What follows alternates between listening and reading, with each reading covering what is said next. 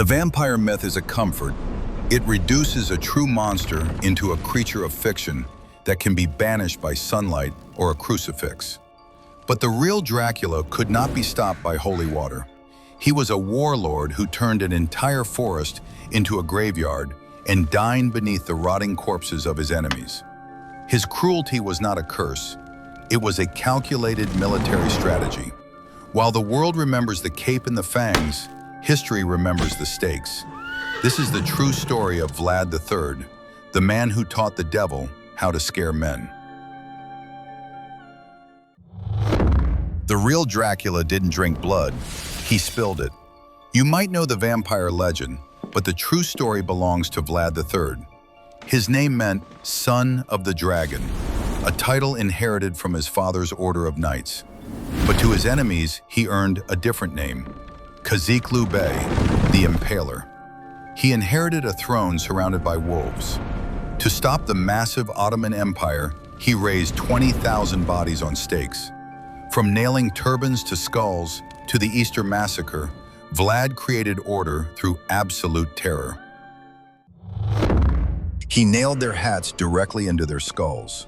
When Ottoman envoys arrived at his court, they refused to remove their turbans before Vlad. They cited religious custom and diplomatic immunity. Vlad, observing their refusal, smiled and said he wanted to help them keep their custom forever. He ordered the turbans nailed to their heads with iron spikes, sending the men back to the Sultan as a bloody, dying message. It was a brutal declaration of independence. Wallachian soil respected no foreign custom. The feast ended with every guest in chains. Vlad invited the noble boyars who had betrayed his father to a massive Easter banquet. These aristocrats had played the Game of Thrones with Wallachian leaders for decades. They feasted and drank, thinking they were finally forgiven. But as dinner ended, Vlad's soldiers surrounded the hall. The old were impaled on the spot. The young were marched into the mountains, forced to build Ponari Castle until the clothes fell off their backs and their skin from their bones. A solid gold cup sat unguarded in the town square. To prove the effectiveness of his brutal laws, Vlad placed a priceless golden chalice at a public fountain in the capital. It was available for anyone to use to drink the water.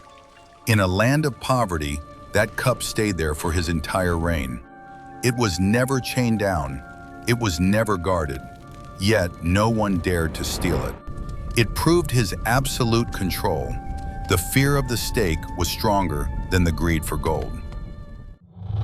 Vlad once claimed he could eliminate poverty from his country in a single night. His solution was not a social program. It was a massacre. He summoned the beggars, the sick, and the elderly to a massive dining hall in Targovishta. He offered them a lavish banquet, asking, "Do you want to be without cares, lacking nothing in this world?" The guests shouted, "Yes." Vlad smiled, exited, locked the doors, and torched the hall. He told his court he was freeing them from misery and purifying his nation.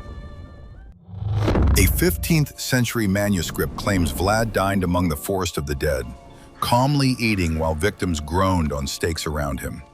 Legend says he dipped his bread into a bowl of human blood. Whether the blood dipping is fact or Saxon propaganda, the image represents a psychological truth. By normalizing the horrific, he made himself a monster that no army wanted to fight. He created an atmosphere of such fear that crime in Wallachia virtually vanished. He dressed as the enemy to kill the Sultan. In the dead of night, Vlad and his men disguised themselves as Ottoman cavalry and rode straight into the enemy camp. It was a suicide mission. Their goal was to assassinate the Sultan in his sleep. They tore through the tents, creating absolute chaos. Though the Sultan escaped, the night attack cemented Vlad's legend as the devil incarnate. He was a man who would walk into the jaws of death just to bite back. When the Ottoman army marched on Wallachia to retaliate, Vlad didn't meet them with a wall of shields. He met them with a forest of stakes. 20,000 rotting bodies were waiting for them. It was a corridor of death stretching for kilometers. The stench was so overpowering that the Sultan himself reportedly covered his face and turned his massive army around. Vlad had won the war without striking a sword, proving that horror is the ultimate weapon.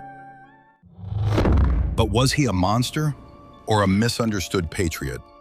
This brings us to the Dracula debate. Much of what we know about Vlad comes from pamphlets printed by his enemies, Saxon merchants who lost money due to his trade laws. They used the newly invented printing press to make Vlad the world's first viral villain, exaggerating his death tolls and inventing stories of him drinking blood to sell papers in Germany. To the Western world, he is a sadist. But in Romania, he is often viewed as a hero, a stern ruler who stopped corruption, protected the peasantry from abusive nobles, and stood alone against a superpower. He did terrible things, but he did them to stabilize a country on the brink of collapse. In a violent age, he argued that only a monster could keep the wolves at bay. Vlad III eventually fell in battle. His head was severed, preserved in honey, and sent to Constantinople as proof that the devil was finally dead. But his body disappeared. Excavations at his alleged burial site found only horse bones. The man died, but the monster survived in the ink of Bram Stoker. If you enjoyed this deep dive into the macabre, like and subscribe to Gallows Gossip. We have dissected the man, but the legend requires a deeper look. Ring the bell, because the grave was empty.